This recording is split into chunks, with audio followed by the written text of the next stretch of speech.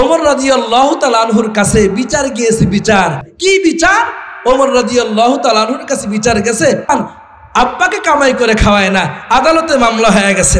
ওমর রাদিয়াল্লাহু তাআলা আনহু বলেন, আমি বেঁচে আছি এই অবস্থাতে এই অভিযোগ আমার কানে শুনতে হলো, এই জীবনের কি দাম আছে? ওরে ধরে নিয়ে আস্তে মতো আমি সাইজ করব। বাদী বিবাদী, বাদী হলো বাবা, বিবাদী হলো সন্তান। সন্তানকে কাঠগড়ায় দাঁড় করাইছে। সন্তান যখন কাঠগড়ায় দাঁড় করাইছে তো সন্তান থরথর করে কাঁপতেছে। ওমর রাদিয়াল্লাহু তাআলা আনহু বললেন, কি ব্যাপার, তুমি নাকি তোমার বাবাকে কামাই করে খাওয়াও না? ওমর রাদিয়াল্লাহু তাআলা আনহুর সামনে যখন সন্তানকে যখন এই প্রস্তাব দেওয়া হয়, সন্তান এবার সাহস পাইলেন, আমিরুল মুমিনিন এই আমার নামে বিচার বলে? হ্যাঁ। আরো কোনো মামলা আছে কিনা জিজ্ঞাসা করেন। ওমর রাদিয়াল্লাহু তাআলা আনহু বাবাকে বলে, তোমার সন্তানের বিরুদ্ধে আরো কোনো মামলা আছে কিনা? বাবা ওমরের চোখের দিকে তাকায় দেখে চোখগুলো বড় হয়ে গেছে। আজকে এই মজলিস থেকে সন্তানকে ফিরিয়ে নেওয়া যাবে না। আমি তো ওমরের কাছে বিচার দিয়েছিলাম একটু শাসায় দেওয়ার জন্য। বাবা কয়, না আমিরুল মুমিনিন আর কোনো বিচার নাই। এবার সন্তান দাঁড়ায় গেছে, আমিরুল মুমিনিন আমার আব্বার যদি কোনো বিচার না থাকে তাহলে আমার কিছু কথা আছে, এক পক্ষের কথা শুনে তো আপনি বিচার করতে পারেন না। অনেক সময় ইমাম সাহেবরা বুঝায়, বাবা বাবার সাথে এরকম কেন করো? তখন যুবক বলে, হুজুর আব্বারটাই শুনলেন, আমারটা তো শুনলেন না। ওই যুবক বলতেছে, আমিরুল মুমিনিন এক পক্ষের কথা শুনে বিচার করা যায় না। তাহলে শোনেন আমিরুল মুমিনিন, সন্তানেরও কিছু হক আছে। এক নম্বর হক হলো সন্তানের জন্য ভালো একজন মায়ের ব্যবস্থা করা। আমি সেটা পাই নেই, লম্বা ঘটনা, আমি সেটা পাই নেই। 2 নম্বর হলো সন্তান দুনিয়াতে আসার পরে কানে আজান দিতে হয়। জিজ্ঞাসা করেন বাবাকে, আমার কানে আজান দেন নাই। 3 নম্বর হক হলো সন্তানের দুনিয়াতে আসার পরে সুন্দর একটা নাম রাখা, নামটাও সুন্দর রাখে নেই। 4 নম্বর হক হলো যেই কিতাবের মাধ্যমে আল্লাহ চিনবে, কোরআন, এই কিতাব আমাকে পড়ায় নাই। এবার বলেন আমিরুল মুমিনিন, আমি তো একটা অন্যায় করছি, আমার বাবা 4টা অন্যায় করেছে, বিচার কারো হওয়া দরকার। ওমর রাদিয়াল্লাহু তাআলা আনহু সন্তানকে বললেন, তোমার বাবা অন্যায় করলেও বাবা তাকে তোমার দেখতে হবে। সন্তানকে বের করে দিয়া বাবাকে বলে, মিয়া জন্ম দিলেই বাবা হওয়া যায় না, জন্ম দেওয়ার পরে তার কর্ম করতে হয়। তুমি তো সন্তানের অনেকগুলো হক নষ্ট করেছো। এজন্য দোস্ত, আমরা আমাদের সন্তানের হক যদি নষ্ট করে থাকি, ওই আশায় ঘুমায়েন না বৃদ্ধ বয়সে আপনাকে কামাই করে খাওয়াবে। আপনার স্থান হয়তো বৃদ্ধাশ্রমে হবে অথবা গ্রামের বাড়িতে হবে। আল্লাহ পাক রব্বুল আলামিন আমাদের সকলকে সন্তানের হক আদায় করবার জন্যে, ইলমুল ওহী কোরআনকে শিক্ষা দেওয়ার জন্য আমরা যে মাদ্রাসার উদ্যোগে মাহফিলে আসছি, এই মাদ্রাসার মাহফিলে আসছি, এখান থেকে শুনবো, জানবো, সন্তানকে এই মাদ্রাসায় ভর্তি করব। আল্লাহ পাক রব্বুল আলামিন আমাদের সকলকে তৌফিক দান করে, আমিন। অশান্তি কেন আমার জীবনে আসে? আমাকে কেন এলাকার মানুষ সম্মান করে না? কোটি টাকার মালিক আমি অনেক শিক্ষিত, এরপরে মানুষ আমাকে সম্মান করে না, এর কারণটা কি? ক্বালাল্লাহু সুবহানাহু ওয়া তাআলা, ক্বালাল্লাহু সুবহানাহু ওয়া তাআলা, ওয়া মান আ'রাদা আন যিকরি ফাইন্না লাহু মাঈশাতান দঙ্কা। মুসলমান ইমানদার, খুব নজর দিয়ে খেয়াল করে আলোচনা শুনো চাই। আল্লাহ পাক রব্বুল আলামিন আপনাকে আমাকে ডাক দিয়ে বলেছেন, আল্লাহর নবীকে ডাক দিয়ে বলেন, নবী আমার, আসমান ও জমিনের নিচে এমন কিছু মানুষ আছে দুনিয়াতে সম্পদশীল হওয়ার পরেও, ক্ষমতাশীল হওয়ার পরেও, শিক্ষিত হওয়ার পরেও দুনিয়ার মানুষের কাছে কোনো সম্মান পাবে না, টাকা পয়সার কোনো কমতি থাকবে না। কিন্তু আল্লাহ বলেন, টাকা পয়সা থাকবার পরেও আমি আল্লাহ তাকে সংকীর্ণ এক জিন্দেগি দান করে দিব। এজন্য আল্লাহ পাক রব্বুল আলামিনের হাবিব বলেন, আল্লাহ তাআলা কোরআনে হাকিমে আমাদেরকে এই কথাগুলো শুনায় বলেন। এমন একটা আয়াত তিলাওয়াত করেছি, যে আয়াতের তিলাওয়াত শুনলে হযরত থানবী রাহমাতুল্লাহি আলাইহি থরথর করে কাঁপতে থাকতেন।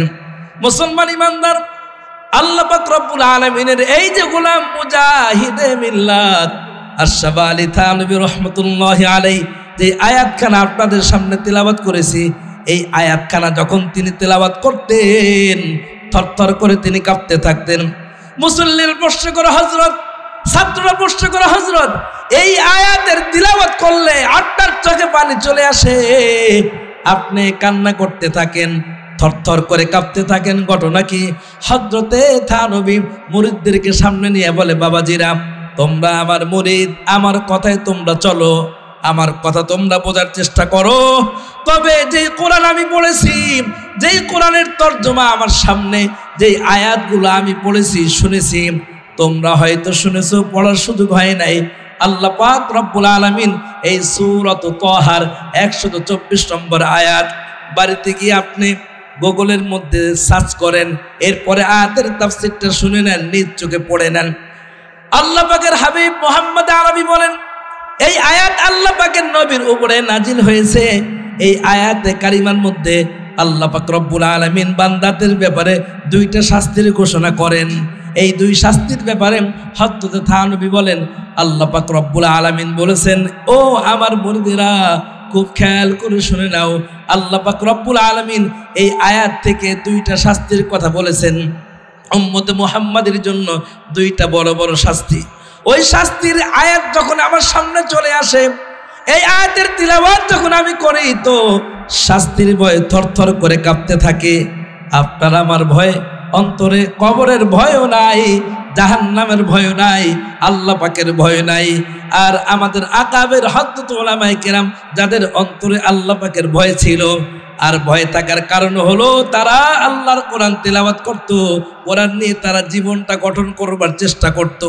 তারা তাদের কোরআন দিয়ে, আল্লাহ পাকের কোরআন দিয়ে আমাদের আকাবেররা নিজের জীবনটাকে শুধু সাজায় নাই, নিজের ঘর, নিজের বাড়ি, নিজের সংসার, এমনকি তাদের প্রত্যেকটা কাজের মধ্যে আল্লাহ পাকের কোরআন দিয়েই তারা চেষ্টা করতেন জীবনটা গঠন করবার জন্যে। হযরত থানবী বলেন, এই আয়াত থেকে দুইটা শাস্তির ঘোষণা দিয়েছেন। এক নম্বর, ওয়ামান আ'রাদা আন যিকরি ফাইন্না লাহু মাঈশাতান দনকা। হযরত থানবী বলেন, পৃথিবীতে প্রথম শাস্তি এটা হবে। আল্লাহ পাক বলেন, এক নম্বর শাস্তি হলো দুনিয়াতে আমি তাকে সংকীর্ণ একটা জীবন দান করব। টাকা থাকার পরেও মানুষ তাকে ইজ্জত দিবে না, চেয়ারম্যান হবে ঠিক, মানুষ তাকে সম্মান দিবে না। ক্ষমতা থাকবে তার কাছে, দেশের প্রধানমন্ত্রী হবে, জনগণ তাকে ইজ্জত দিবে না। কেন?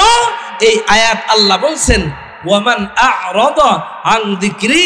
উলামায়ে কেরাম তাফসীরের কিতাবে লেখে, আল্লাহ পাক বলেন, ও দুনিয়ার মানুষেরা, যারা আমি আল্লাহর নির্দেশনা থেকে, আমি আল্লাহর কোরআন থেকে, তাফসীরের কিতাবে লেখে, নামাজ থেকে, রোজা থেকে, হজ থেকে, যাকাত থেকে, এক কথায় আমি আল্লাহর নির্দেশনা থেকে যারা দূরে সরে যায়, মুখটাকে ফিরিয়ে নেয়, ওয়ামান আ'রাদা আন যিকরি, যে মুখকে ঘুরিয়ে নিল, অর্থাৎ আল্লাহ তাকে মসজিদে ডাকে, সে মসজিদে যায় না।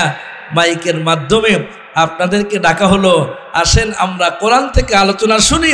যদি এই আলোচনা, মাইকের আওয়াজ যতদূর যায়, আমার যদি কোনো কাজ না থাকে, আর আমি যদি কোরআনের এই মাহফিলে না আসতে পারলাম, তো আমি তো আল্লাহ তাআলার কালামকে অবজ্ঞা করলাম। কোরআনকে শুধু মুখ দিয়ে অমান্য করলে অমান্য হয় না দোস্ত, কোরআনকে অনেকভাবেই অমান্য করা যায়। বাংলাদেশের মাটিতে ৯৫% মুসলমান যেই দেশে, এই দেশে কোরআনের তাফসিরে বাধা দেওয়া হয়। বলবেন হুজুর কিভাবে? 31st নাইটে আমিও বয়ান করতেছিলাম আপনাদের কামরাঙ্গীর চরের ওই বেরিবাদে কোনো এক মাহফিলে। রাত যখন 12টা বেজে যায়, মাইকে কথা বলা যায় না। কোন কিতাবে লেখা আছে ডিসেম্বরের 31 তারিখে ফটকা ফুটাইতে হবে? কোন কিতাবে লেখা আছে? যখন উলামায়ে কেরাম কথা বলেন, আলোচনা করেন, মাসআলা বলেন, তখন মুসল্লি বাবাদের কান গরম হয়ে যায়। এটা কোন কিতাবে আছে? কোরআনের কত নম্বর আয়াতে আছে? কোন হাদিসের কিতাবে আছে? হাদিসের কত নম্বর কিতাবে আছে? কত নম্বর হাদিসে আছে? তখন আপনাদের কোরআন হাদিসের নাম্বার প্রয়োজন হয়। আর যখন বাংলার জমিনে, আসমান ও জমিনের নিচে যখন আকাম কুকাম হতে থাকে, তখন আমাদের আব্বা আম্মারা সন্তানদেরকে বাড়িতে নেওয়ার জন্য প্রয়োজন বোধ মনে করে না। বাড়ির ছাদে ছাদে, অলিতে অলিতে, গলিতে গলিতে 31st নাইটের মধ্যে রাস্তাকে বন্ধ করে গান বাজনার ব্যবস্থা করেছেন। আর শেষ বয়সে এসে সুখ শান্তির আল্লাহ পাকের কাছে আশা করেন।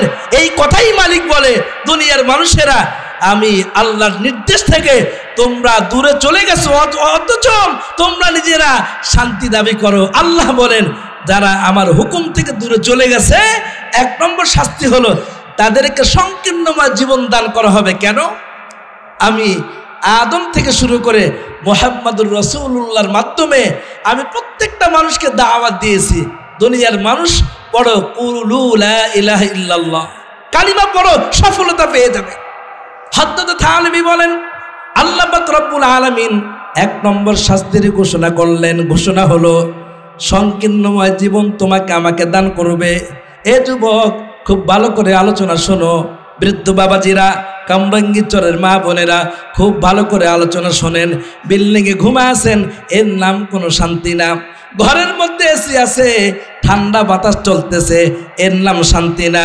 ঘরে এসি আছে কিন্তু পুত্রবধূ আমার সেবা করে না, সন্তানটা আব্বা বলে ডাক দেয় না, আমাকে সম্মান করে না, এই জীবনের কোনো দাম নাই। হযরত থানবী বলেন, ময়দানে মাহশরে আল্লাহ পাক রব্বুল আলামিন দুনিয়াতে এক নম্বর শাস্তির ঘোষণা দিলেন। দ্বিতীয় নম্বর শাস্তি হলো আখিরাতে, বাদাল মাউত, মৃত্যুর পরে দ্বিতীয় নম্বর শাস্তি হবে। আল্লাহ পাক রব্বুল আলামিন বলেন, ওয়া নাহশুরুহু ইয়াউমাল কিয়ামাতি আ'মা।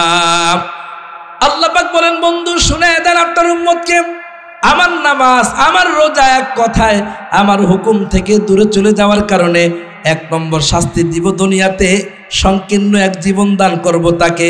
দ্বিতীয় নম্বর শাস্তি হলো আমি আল্লাহ হাসরের ময়দানে তাকে অন্ধ করে উঠাবো। তাফসীরের কিতাবের মধ্যে লেখে, যখন মানুষকে অন্ধ করে উঠানো হবে, ওই মানুষগুলো আল্লাহ পাকের সামনে দাঁড়ায় বলবে, রব্বে কারীম ওয়া নাহশুরুহু ইয়াউমাল কিয়ামাতি আ'মা ক্বালা রব্বি লিমা হাশারতানি আ'মা। বান্দারা আমরা মালিকের সামনে দাঁড়ায় বলবো, ক্বালা রব্বি, আমরা বলবো আল্লাহ, লিমা হাশারতানি আ'মা, আপনি আমাকে কেন অন্ধ করে উঠালেন? আল্লাহ পাক রব্বুল আলামিন আপনার আমার জন্য গফুর। যত সময় আসমান আসমানের জায়গায় থাকবে, জমিনটা জমির জায়গায় থাকবে, তত সময় আল্লাহ আপনার জন্য গফুর, তত সময় আল্লাহ আপনার জন্য রহমান। যখনই আসমান আসমানের জায়গায় থাকবে না, ভেঙে যাবে, ধ্বংস হয়ে যাবে, ময়দানে মাহশরটা কায়েম হয়ে যাবে, আল্লাহর নামটা পরিবর্তন হয়ে যাবে আজিজুল কাহ্হার। আজকে বান্দার সামনে আল্লাহ কথা বলবেন, আল্লাহ বান্দার সাথে কথা বলবেন। জাহান্নামীরা আল্লাহর সামনে বলবেন, ক্বালা রব্বি লিমা হাশারতানি আ'মা, ওগো মালিক আপনি আমারে কেন অন্ধ করে উঠাইলেন? এবার মালিক জবাব দিবেন, তোমারে অন্ধ করে উঠাইছি, কানা করে উঠাইছি, তোমার চোখের আলো নাই, কেন তুমি জানতে চাও? আল্লাহ পাক রব্বুল আলামিন বলবেন, ক্বালা, এবার আল্লাহ বলতেছেন, ক্বালা কাযালিকা আতাতকা আয়াতুনা ফানাসিতাহা। আল্লাহ পাক বলবে, বান্দা আমার কাছে, আমার পক্ষ থেকে আদম তোমাদের কাছে গিয়েছিল, তার কথা তোমরা শোনো নাই। নূহ তোমাদের কাছে গিয়েছে, তার কথা তোমরা শোনো নাই। প্রত্যেকটা পয়গম্বর তোমাদের কাছে গিয়েছে, আর তোমাদেরকে আমি আল্লাহর রাস্তা দেখানোর জন্য কখনো তাওরাত দান করেছি, তার সাথে একজন নবী পাঠিয়েছি, কখনো জবুর, কখনো ইনজিল, আর সর্বশেষ তোমাদের কাছে আমি আল্লাহর কোরআন পাঠায়া আমার নবী মুহাম্মদ আরবি সাল্লাল্লাহু আলাইহি ওয়াসাল্লামকে পাঠাইছি। আমার নবী তোমাদেরকে নামাজের দাওয়াত দিয়েছেন, তোমরা দাওয়াত গ্রহণ করো নাই, মুখটাকে ফিরায় এনেছো। শুধু তাই না, আমার নবী যখন দাওয়াত দিতে শুরু করেছে, তোমরা আমার নবীর উপরে নির্যাতন করতে শুরু করেছো।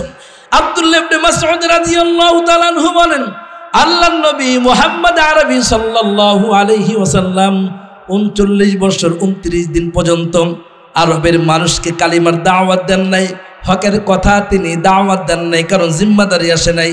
যেই দিন থেকে আমার নবী কালিমার দাওয়াত দেওয়া শুরু করছে, ওই দিন থেকেই আরবের মানুষেরা আল্লাহর নবীর উপরে নির্যাতন তারা শুরু করেছে। মুসলমান ইমানদার, আল্লাহ পাক রব্বুল আলামিন বলবেন, আমার নবী তোমাদের কাছে নামাজের দাওয়াত নিয়ে গেছে, তোমরা দাওয়াত গ্রহণ করো নাই। শুধু তাই না, আমার নবীর ইন্তেকালের পরে আবু বকর দাওয়াত দিয়েছে, ওমর দাওয়াত দিয়েছে, ওসমান দাওয়াত দিয়েছে, আলী দাওয়াত দিয়েছে। এইভাবে দাওয়াত দিতে দিতে সাহাবীদের রাস্তা শেষ হয়ে গেছে। এরপরে তাবিঈন, এরপরে তাবিঈন, এরপরে আইম্মায়ে মুজতাহিদিন, সলফে সালেহিন, বুজুর্গানে দিন।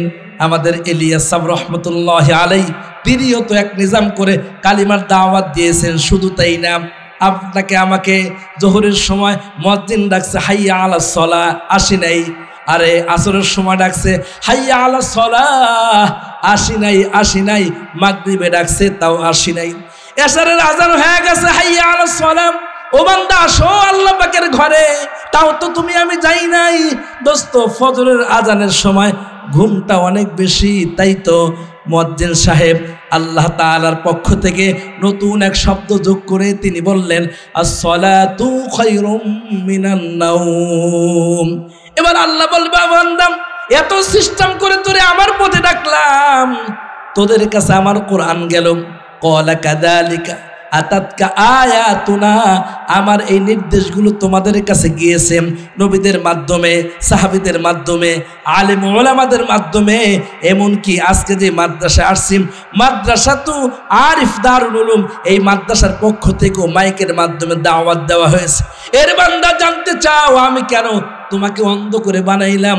এবার শোনো, ক্বালা কাযালিকা আতাতকা আয়াতুনা ফানাসিতাহা, আমার সব হুকুমগুলো তোমাদের সামনে ছিল, তোমরা ভুলে গেছো, সুতরাং ক্বালা কাযালিকা আতাতকা আয়াতুনা ফানাসিতাহা, এ বান্দা আজকে আমি তোরে ভুলে গেলাম। বলেন নাউজুবিল্লাহ। আল্লাহ আপনাকে আমাকে কত মহব্বত করেন, এরপরেও মালিক কেন ভুলে গেলেন? এজন্যই বললেন, দুনিয়াতে বারবার আপনাকে আমাকে আল্লাহ তাআলা ছাড় দিয়েছেন। মালিক বান্দাকে ছাড় দেয়, মালিক কিন্তু বান্দাকে ছেড়ে দেয় না। আল্লাহ পাক রব্বুল আলামিন যখন পাকড়াও করবে, আমার তো মনে হয় এই যে করোনা গেল আমাদের দেশ থেকে, আমার বাংলাদেশে প্রত্যেক মাসে মাসে মনে হয় করোনা আসলে বাংলাদেশের মানুষ সতর্ক হবে, অন্যথায় সতর্ক হবে না।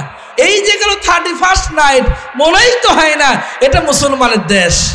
পল্লবীতে একটু পেপার পত্রিকা বইরেন দোস্তরা, খোঁজ খবর নিয়েন। এই যে আপনাদের মিরপুরের পল্লবীতে আতশবাজির আওয়াজের কারণে এক যুবক স্ট্রোক করে সে মারা গেছে। আজকে দাওয়াত তবলিগে সাতপন্থীরা গোমন্ত সাথী ভাইদেরকে এরা হত্যা করে শহীদ করেছে, এই ব্যাপারে আন্দোলন হয়। এরা যেমন অপরাধী, আতশবাজির মাধ্যমে যারা মুসলমানকে রাতে ঘুমাইতে দেয় না, এরাও এরকম অপরাধী। আওয়াজ করে বলেন ঠিক না বেঠিক? শুধু এক নজরে দেখলে হবে না। এজন্য দোস্ত, চাই সুশীল সমাজ, চাই সুশীল জনতা, সচেতন জনতা। আপনাকে আমাকে সচেতন হতে হবে। আর যদি সচেতন না হইতে পারি, খোদার গজব খুব দ্রুতই আসবে। আর সচেতন হওয়ার জন্যে আল্লাহ পাক রব্বুল আলামিন কোরআনে বলেছেন, সতর্ক হওয়ার রাস্তা একটাই, বান্দা আমাকে ভয় করবে। আল্লাহ পাকের ভয় যদি বান্দার অন্তরে থাকে, তাহলে বান্দার দ্বারা সতর্ক হওয়া সম্ভব হবে। আর যদি বান্দার অন্তরে আল্লাহ পাকের ভয় না থাকে, তো বান্দা কখনো সতর্ক হতে পারবে না। এজন্য আমাদের ওলামায়ে কেরাম বলেন, আল্লাহ পাক রব্বুল আলামিন আপনাকে আমাকে কোরআনে বলেন, ইয়া আইয়ুহান নাস, হে দুনিয়ার মানুষেরা, ইত্তাকুল্লাহ, আল্লাহকে ভয় করো। কখনো কখনো আল্লাহ ডাক দিয়ে বলেন, ইয়া আইয়ুহাল্লাযীনা আমানু, ও হে ঈমানদারেরা, ইত্তাকুল্লাহ, আল্লাহকে ভয় করো। কখনো কখনো আল্লাহ ডাক দিয়ে বলেন, ইয়া আইয়ুহান নবী ইত্তাকুল্লাহ, হে নবী, আল্লাহকে ভয় করেন। যদি আল্লাহর ভয় অন্তরে থাকে, তাহলে আপনার দ্বারা আমার দ্বারা সম্ভব হবে গুনাহ থেকে বাঁচা। এজন্য দোস্ত, আল্লাহ পাক রব্বুল আলামিন কোরআনে হাকিমে বলেন, ইয়া আইয়ুহাল্লাযীনা আমানু কু আনফুসাকুম ওয়া আহলিকুম নারা। আল্লাহ বলেন, জমিদারেরা, ইমানদারেরা, দুনিয়ার মানুষেরা, তুমি নিজে জাহান্নাম থেকে বাঁচো, পরিবারকে জাহান্নাম থেকে বাঁচাও। আমি মনে করতেছি কিছু টাকা হয়েছে, মনে হয় আল্লাহ আমাকে ফুর্তি করার জন্য দিছে। না, একটু কোরআন পড়ে দেখেন, সূরাতুত তাগাবুন 11 নম্বর আয়াতে আল্লাহ তাআলা বলেন, ইন্নামা আমওয়ালুকুম ওয়া আওলাদুকুম ফিতনা। ও জমিদার, কামরাঙ্গীরচরের বাড়িওয়ালা বাবাজিরা, আল্লাহ কোরআনে বলেন, আমি তোমাকে বাড়িওয়ালা বানায়া আমি পরীক্ষা করতেছি। তোমার সম্পদ কোন কাজে লাগে? এটা কি দিনই কোনো কাজে লাগে নাকি বদ্দিনই কোনো কাজে লাগে? আল্লাহ তাআলা আপনাকে আমাকে সুন্দর স্বাস্থ্য দিয়ে পরীক্ষা করেন। এই সুন্দর স্বাস্থ্য দিয়া আমি আল্লাহর ইবাদত করি না গুনাহের কাজ করেন। এজন্য মালিক যেহেতু আপনাকে আমাকে মুসলমান করে বানাইছেন, আর মুসলমানের পরীক্ষা হবে, আর মুসলমান পরীক্ষা পাশ করার জন্য আল্লাহ পাকের ভয় তার অন্তরে থাকতে হবে। ওমর বিন আব্দুল আজিজ রহমতুল্লাহি আলাইহি তিনি আরবের বাদশাহ ছিলেন, ওমর বিন আব্দুল আজিজ। আপনারা বলতে পারেন হুজুর 31st নাইটে বাচ্চারা কান্না করে, করব কি? কান্না করে, এদের কান্না কি সহ্য করা যায়? হ্যাঁ, এদের কান্না সহ্য করা যায় না। আপনি একদিন কান্না করবে, এজন্য তাকে বম কিনে দিলেন, চোখটা বন্ধ করলে মাসের পর মাস কান্না করবে, এটা কিভাবে সহ্য করবেন? দুনিয়ারটা দেখা যায়, আখেরাতেরটা দেখা যায় না। আখেরাতেরটা দেখার জন্য আখেরাতওয়ালা চক্ষু থাকা চাই। যদি আখেরাতওয়ালা চক্ষু থাকে তো আখেরাতটা আমার চোখের সামনে পড়বে। আমরা তো দুনিয়াওয়ালা চশমা পড়েছি।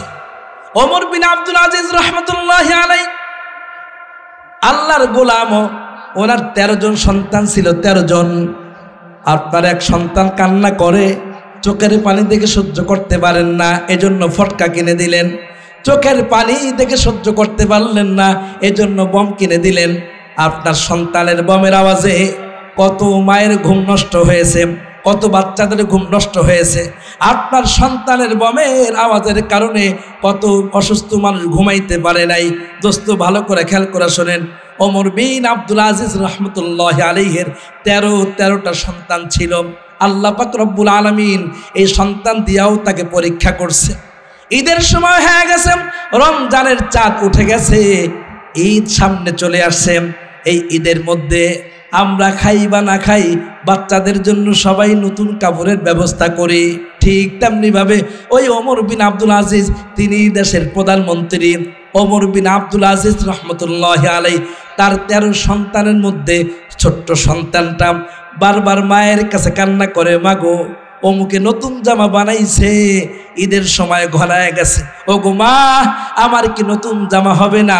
অথচ বাদশার সন্তান কান্না করে, বাদশাহ দেশের প্রধানমন্ত্রী ওমর বিন আব্দুল আজিজ কান্না করে। 13 সন্তানের 12 সন্তান বালেগ হয়ে গেছে, 13 নম্বর সন্তানটা ছোট মানুষ কান্না করে ঈদের কাপড়ের জন্য। রাত্রেবেলা যখন ঘরে আসছে, স্বামীও কান্না করে, কারণ সন্তানের চোখের পানি মা কখনো সহ্য করতে পারে না। এবার স্ত্রী স্বামীর কাছে বলে, ওগো স্বামী, আপনি দেশের প্রধানমন্ত্রী, আপনি দেশ চালান, দেশের বাদশাহ, আপনার বাচ্চাটা বারবার কান্না করে, ঈদের জন্য তার কাপড়ের ব্যবস্থা হয়েছে কিনা? এই তো কয়েকদিন পরে ঈদের চাঁদ উঠে যাবে। ওমর বিন আব্দুল আজিজ বলেন, আমি দেশের বাদশাহ হইতে পারি, কিন্তু আমার সন্তানের জন্য ঈদের নতুন কাপড় কেনার মতো সামর্থ্য আমার কাছে নাই। আর আমাদের দেশের মেম্বরের কাছে কোটি কোটি টাকা। আওয়াজ করে বলেন ঠিক না ঠিক? আমাদের দেশের প্রধানমন্ত্রী সাবেক, যিনি এখন দেশের বাহিরে আছেন, তার পিএস, তিনি 400 কোটি টাকার মালিক। আর ওই জামানার দেশের প্রধানমন্ত্রী হওয়ার পরেও এমন সম্পদের মালিক, সন্তানের জন্য এক সেট নতুন কাপড় বানাবে এই টাকা তার কাছে নেই। কারণটা কি? ওই জামানার বাদশারা চিন্তা করেছে, আমি না খেয়ে আমার জনগণদেরকে খাওয়াবো। কারণ হলো বাদাল মাউত, চোখটা বন্ধ করবার পরে আল্লাহ পাক জিজ্ঞাসা করবে, এরে ওমর বিন আব্দুল আজিজ, তুমি ভালো ভালো খেয়েছো, তোমার জনগণ না খেয়ে আছে। তোমার সন্তান দামি দামি কাপড় পরেছে, আর জনগণ ছিঁড়া কাপড়ে ঈদ পালন করেছে।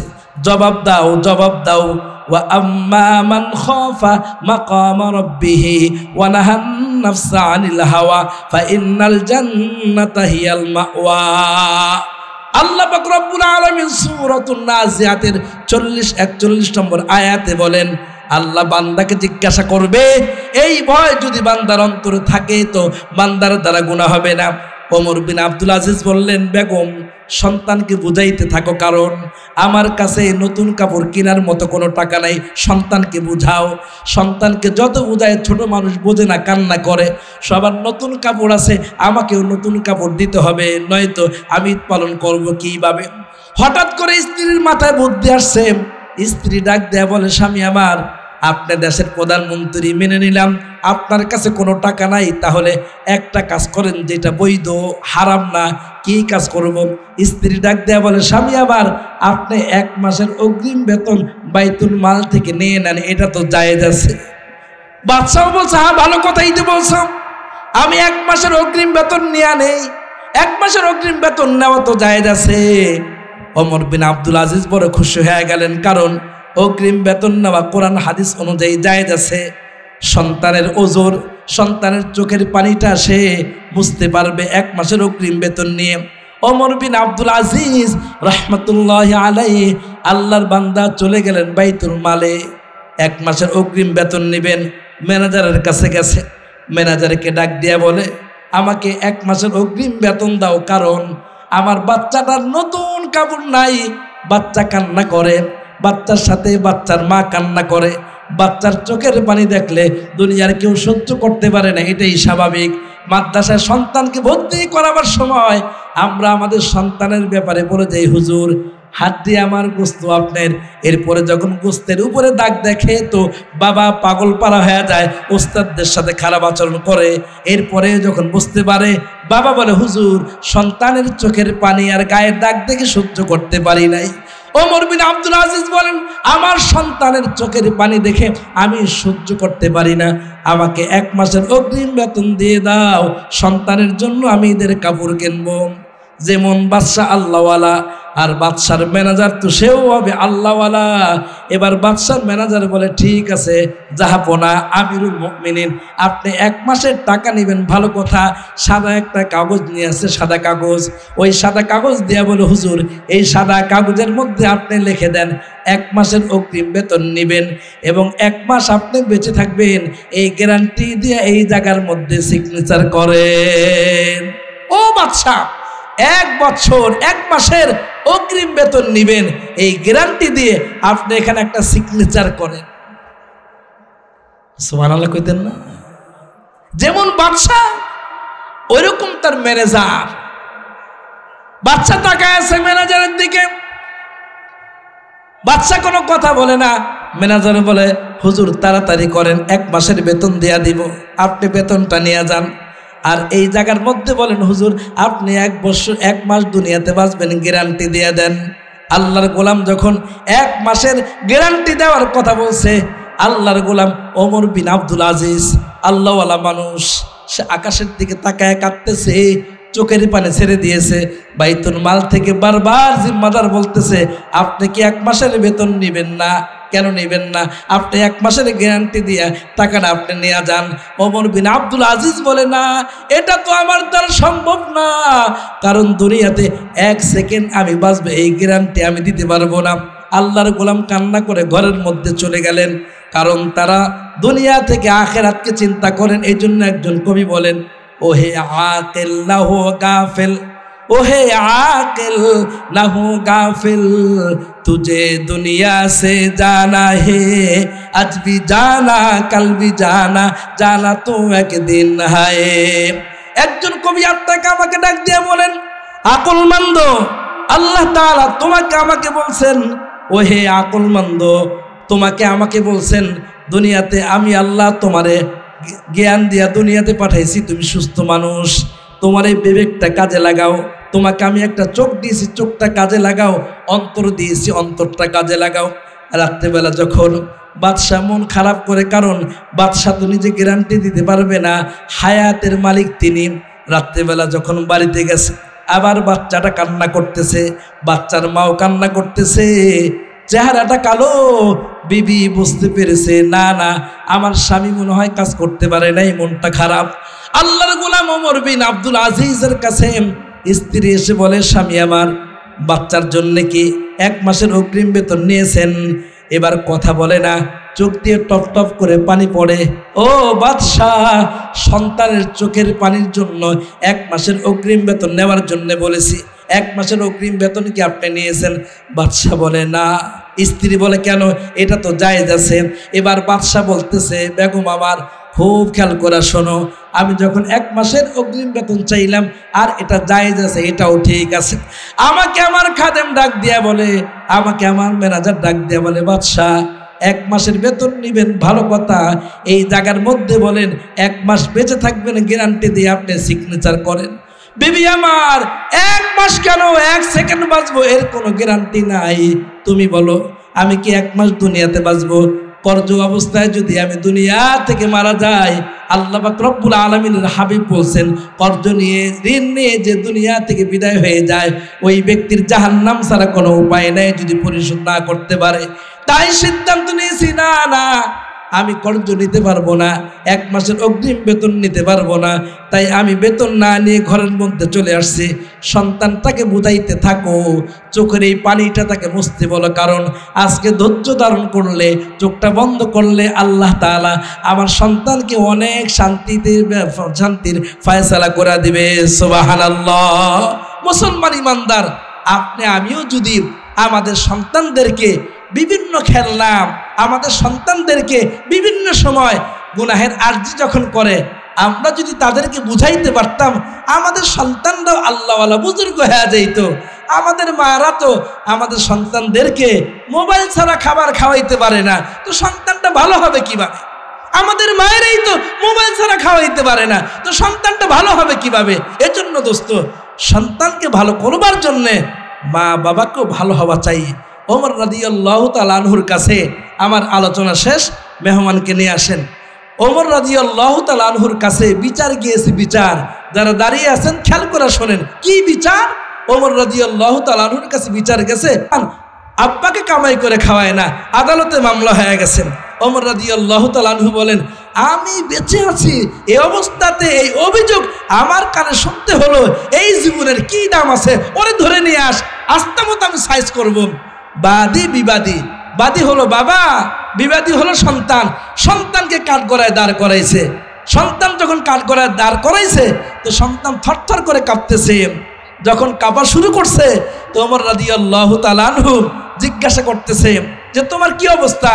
এবার ওমর রাদিয়াল্লাহু তাআলা আনহু সন্তানকে যখন জিজ্ঞাসা করছে কি ব্যাপার, 1 মিনিটে শেষ করে দিব। আমাদের উস্তাদ চলে আসছেন, হুজুর আলোচনা করবেন, 1 মিনিট লাগবে, 1 মিনিটও লাগবে না, 30 সেকেন্ড লাগবে, আলোচনা শেষ করে দিব। যেহেতু আমাদের উস্তাদ চলে আসছে, আবার আপনারা অনেক সময় বলেন হুজুর আদা শুনায় গাদা বানায় গেলেন, ঘটনাটা পুরো বলতেন, 30 সেকেন্ড লাগবে।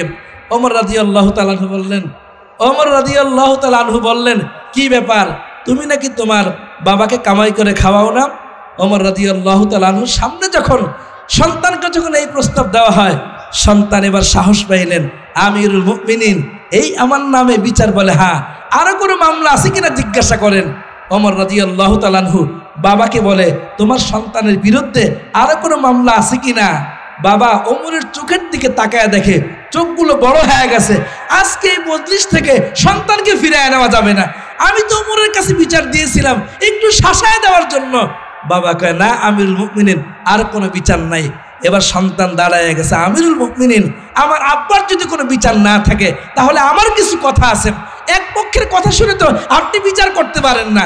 অনেক সময় ইমাম সাহেবরা বুঝায়, বাবা বাবার সাথে এরকম কেন করো? তখন যুবক বলে, হুজুর আব্বারটাই শুনলেন, আমারটা তো শুনলেন না। ওই যুবক বলতেছে, আমিরুল মুমিনিন এক পক্ষের কথা শুনে বিচার করা যায় না। তাহলে শোনেন আমিরুল মুমিনিন, সন্তানেরও কিছু হক আছে। 1 নম্বর হক হলো সন্তানের জন্য ভালো একজন মায়ের ব্যবস্থা করা। আমি সেটা পাই নেই, লম্বা ঘটনা, আমি সেটা পাই নেই। 2 নম্বর হলো সন্তান দুনিয়াতে আসার পরে কানে আজান দিতে হয়। জিজ্ঞাসা করেন বাবাকে, আমার কানে আজান দেন নাই। 3 নম্বর হক হলো সন্তানের দুনিয়াতে আসার পরে সুন্দর একটা নাম রাখা, নামটাও সুন্দর রাখে নেই। 4 নম্বর হক হলো যেই কিতাবের মাধ্যমে আল্লাহ চিনবে, কোরআন, এই কিতাব আমাকে পড়ায় নাই। এবার বলেন আমিরুল মুমিনিন, আমি তো একটা অন্যায় করছি, আমার বাবা 4টা অন্যায় করেছে, বিচার কারো হওয়া দরকার। ওমর রাদিয়াল্লাহু তাআলা আনহু সন্তানকে বললেন, তোমার বাবা অন্যায় করলেও বাবা তোমার টাকা তোমার দেখতে হবে। সন্তানকে বের করে দিয়া বাবাকে বলে, মিয়া জন্ম দিলেই বাবা হওয়া যায় না, জন্ম দেওয়ার পরে তার কর্ম করতে হয়। তুমি তো সন্তানের অনেকগুলো হক নষ্ট করেছো। এজন্য দোস্ত, আমরা আমাদের সন্তানের হক যদি নষ্ট করে থাকি, ওই আশায় ঘুমায়েন না বৃদ্ধ বয়সে আপনাকে কামাই করে খাওয়াবে। আপনার স্থান হয়তো বৃদ্ধের সময় হবে অথবা গ্রামের বাড়িতে হবে। আল্লাহ পাক রব্বুল আলামিন আমাদের সকলকে সন্তানের হক আদায় করবার জন্যে, ইলমুল ওহী কোরআনকে শিক্ষা দেওয়ার জন্য আমরা যে মাদ্রাসার উদ্যোগে মাহফিলে আসছি, এই মাদ্রাসার মাহফিলে আসছি, এখান থেকে শুনবো, জানবো, সন্তানকে এই মাদ্রাসায় ভর্তি করব। আল্লাহ পাক রব্বুল আলামিন আমাদের সকলকে তৌফিক দান করে, আমিন। ওয়া মা আলাইনা ইল্লাল বালাগ। আসসালামু আলাইকুম ওয়া রাহমাতুল্লাহ।